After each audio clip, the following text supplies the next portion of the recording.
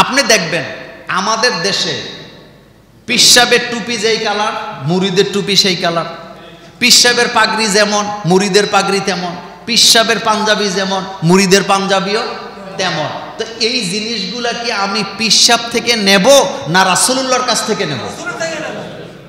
এখানেই তো সমস্যা। আমাদেরকে পোশাকে ভাগ করতে হবে, টুপি দিয়ে ভাগ করতে হবে, আমাদেরকে দাড়ি দিয়ে ভাগ করতে হবে, পাঞ্জাবি দিয়ে ভাগ করতে হবে, লুঙ্গি দিয়ে ভাগ করতে হবে। এই ভাগ করতে করতে করতে করতে মূলত আমরা ইসলামটাকে কি করছি? ভাগ করে দিছি।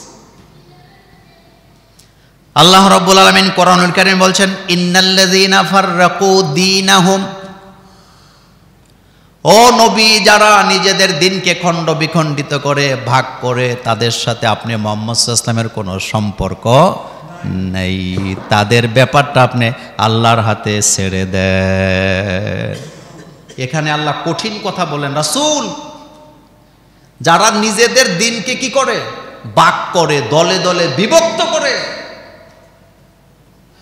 তাদের বিষয়টা আপনি আল্লাহর কাছে ছেড়ে দেন, আর তাদের সাথে আপনি মুহাম্মদ সাল্লাল্লাহু আলাইহি ওয়াসাল্লামের কোনো সম্পর্ক নেই। আকীদার দোহাই দিয়া জানেও না ওই লোকের আকীদা কি।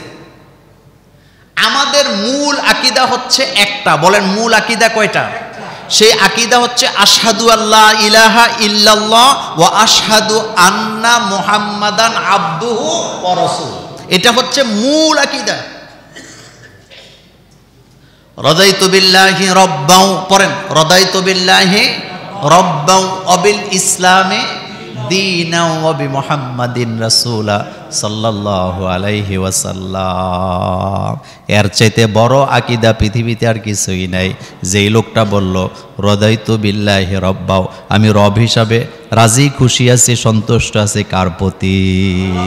অবিল ইসলামি দীনা, আমার ইসলাম, আমার দিন, আমার বিধান হলো ইসলাম। আমার বিধান কি? আর আমার নবী মুহাম্মাদুর রাসূলুল্লাহ সাল্লাল্লাহু আলাইহি ওয়াসাল্লাম, তিনি হচ্ছেন আমাদের নবী, যিনি আল্লাহর প্রেরিত নবী এবং রাসূল। নবী এবং রাসূল, নবী রাসূলদের দায়িত্ব কি? কোরআনে এই কথাগুলো আছে নাকি? আছে, আছে।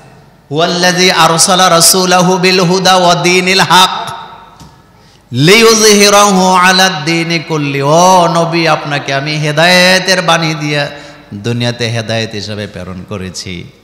নবী, আপনার কাজ হলো আপনি পৃথিবীতে যত মতভেদ আছে সমস্ত মতবাদের উপরে ইসলামকে বিজয় করে দিবেন, ইসলামকে সবার উপরে রাখবেন। সুবহানাল্লাহ। ইন্নাদ দীনা ইনদাল্লাহিল ইসলাম, ইসলাম হচ্ছে আল্লাহ পাকের মনোনীত বিধান। বিধান বলেন, ইসলাম কার মনোনীত বিধান? আল্লাহ পাকের মনোনীত বিধান। নবী হচ্ছেন, নবীর বাংলা শব্দের অর্থ হলো বার্তাবাহক।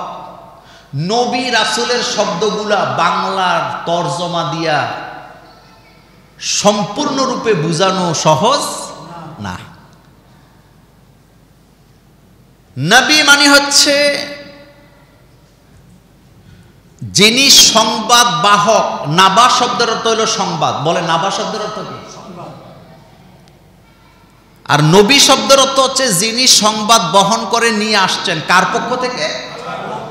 নবীদেরকে সাধারণ সাংবাদিকের সাথে তুলনা করার কোনো সুযোগ নাই, কারণ নবীরা হচ্ছে আল্লাহর পক্ষ থেকে বাণী নিয়ে মানুষের কাছে পৌঁছে দেয়।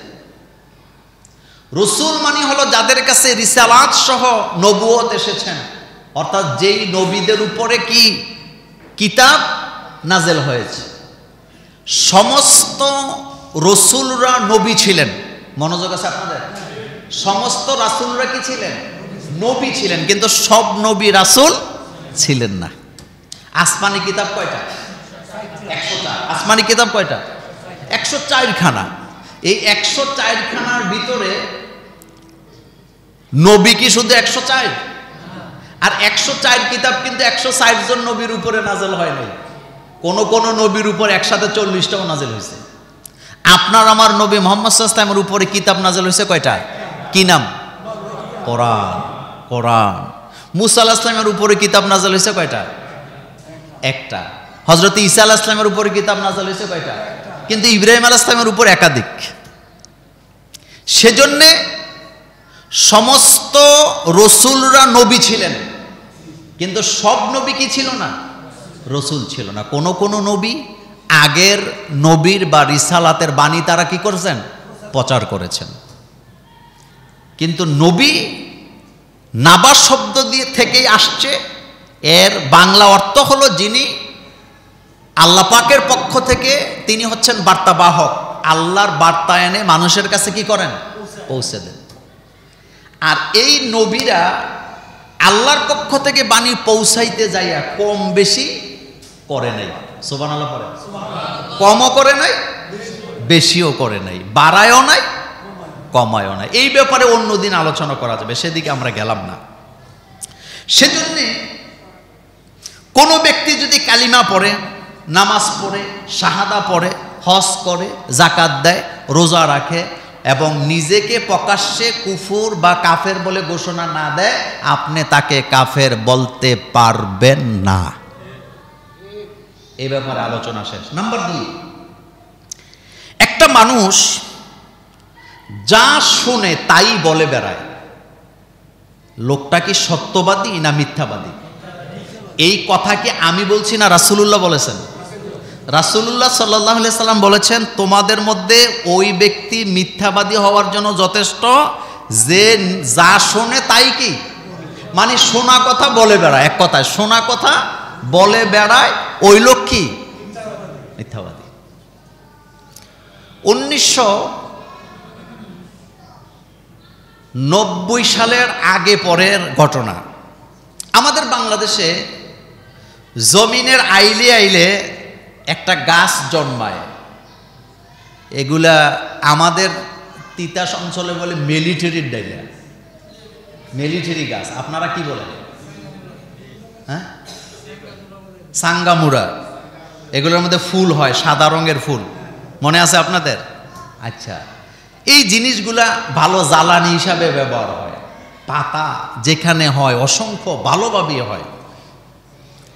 কে বা কারা বললেন এই গাছের পাতার মধ্যে এক জাতীয় পোকা আছে, এগুলা শরীরে লাগলে লোকটা মরে যায়। কথাটা এমনভাবে ছড়াইলো, ছড়াইছে যে ছড়াইছে, এখন বয় আর ওই গাছের কাছে মানুষজন যায় না। যেখানে ছিল গাছ সব কাইটটা কি শেষ করে দিচ্ছে। দূরের থেকে কাটে, গায়ে যেত না লাগে, খুব সাবধানের সাথে। কথাটা কি সত্য ছিল না মিথ্যা ছিল? 100%। এখন ওই যেই কথাটা যখন জিজ্ঞেস করা হয় যে কোথায় দেখছো এই লোক এরকমের গাছের সাথে লাইগা মানুষ মারা গেছে, অমুক গ্রামে। অমুক গ্রামে গেছে, হেরা কয় না আমাদের গ্রামে না, আরেক গ্রামে। এই রকমের মানে এটারে কি বলে, মিথ্যা সংবাদ আমাদের দেশে আসেনি। এই সংখ্যাটা কম না বেশি? ছাত্র জীবনে স্কুলে যাইতাম, তো আমাদের এলাকায় পাট ক্ষেত ছিল, এরপরে আরো অনেক কিছু দইঞ্চা খেত বলে অনেকগুলাকে। কে বা কারা তুলে দিছে যে এগুলা থেকে একটা প্রাণী বাইর হয়ে আসে, খামসা মারে, খামসি। কে মারে? মারলে শেষ। পোলাপাইনার ভয়েতে স্কুলে যায় না, স্কুল পর্যন্ত বন্ধ দিয়ে দেওয়া লাগছে। এই রকমের গুজব ছড়ানোর লোক আমাদের দেশে আসেনি। কিন্তু ইসলাম আপনাকে সতর্ক করছে, দেখেন ইসলাম কি জিনিস। ইসলাম হচ্ছে কমপ্লিট কোড অফ লাইফ। রাসূল কারীম সাল্লাল্লাহু আলাইহি ওয়াসাল্লাম আন আবি হুরায়রা রাদিয়াল্লাহু তাআলা আনহু قال قال رسول الله صلى الله عليه وسلم কাফা বিল মারই কাযিবান। রাসূল বলেন, তোমাদের মধ্যে কোনো ব্যক্তি মিথ্যাবাদী হওয়ার জন্য এটাই যথেষ্ট, আইয়ু হাদ্দিসা বিকুল্লি মা সামিয়া, যা শোনে তাই বলে বেড়ায়। তার মানে হলো কানে যেটা শোনে যাচাই বাছাই করে না সত্য না মিথ্যা, বলা শুরু করে দেয় হাটে ঘাটে বাজারে। আল্লাহর নবী বলেছেন তারা মিথ্যাবাদী, তারা মিথ্যাবাদী, তারা মিথ্যাবাদী। আমাদের মন্নান ভাই মুরব্বী মানুষ, ওনাকে একজন এসে বললেন যে মোল্লা নাজিম হুজুর আপনারে অনেক গালাগালি করছে, আপনাকে তিনি বলছে আপনার চেহারা সুন্দর না, আপনি চরিত্র খুব খারাপ, আপনি মানুষ হিসাবে খুব খারাপ, আপনার এই জিনিসগুলোতে সমস্যা, উনি আমাকে বলছেন। এখন আপনি বলেন তো, উনি মোমেন হিসাবে ওনার দায়িত্ব কি ফুলে ফেপে যাওয়া নাকি কথাটা যাচাই করা? উনি যদি জ্ঞানী হয়, বুদ্ধিমান হয়, তাইলে উনি হাসি মুখে বলবে, ভাই মোল্লা ভাই তো আমারে দেখলে জড়ায়া ধরে, আমারে আদর করে, মুসাফা করে, যদিও বললেও থাকে সমস্যা নেই, এটা মানায় নেব, আপনি এটা নিয়ে টেনশন করে ঘুম নষ্ট করেন না। কিন্তু উনি যদি কয়, হ্যাঁ এত বড় বেয়াদব, আমারে দেখলে কয় বড় ভাই, আবার আমার বিরুদ্ধে পেছনে পেছনে কথা বলে, তাহলে দুইজনের মধ্যে বন্ধুত্ব থাকবে না শত্রুতা হবে? এই কাজটা আমাদের বাংলাদেশে আছে নাকি নাই? এই জিনিসটা আমাদেরকে শেষ করে দিছে। সেজন্য দায়িত্ব হলো, কারো ব্যাপারে কোনো কিছু শুনলেই অথবা কোনো সংবাদ শুনলেই বিশ্বাস করা যাবে না, যাচাই বাছাই করার দরকার আছে। আরেকটা কথা বলি ভাই, আমি তো আমার নিজের নিয়ে থাকবো, অন্যের ব্যাপারে আমার এত সময় আমরা পাই কই? সময়ের হিসাব দেওয়া লাগবে কার কাছে? আসতে কয়, কার কাছে? তা আমি তো আমারে নিয়ে ব্যস্ত থাকবো, আমি আরেকজনকে নিয়ে ব্যস্ত থাকবো কেন? সেজন্য আমরা যেন এই কাজগুলা না করি, আমরা যেন অন্যের পেছনে না লাগি, অন্যের পেছনে যেন সময় ব্যয় না করি।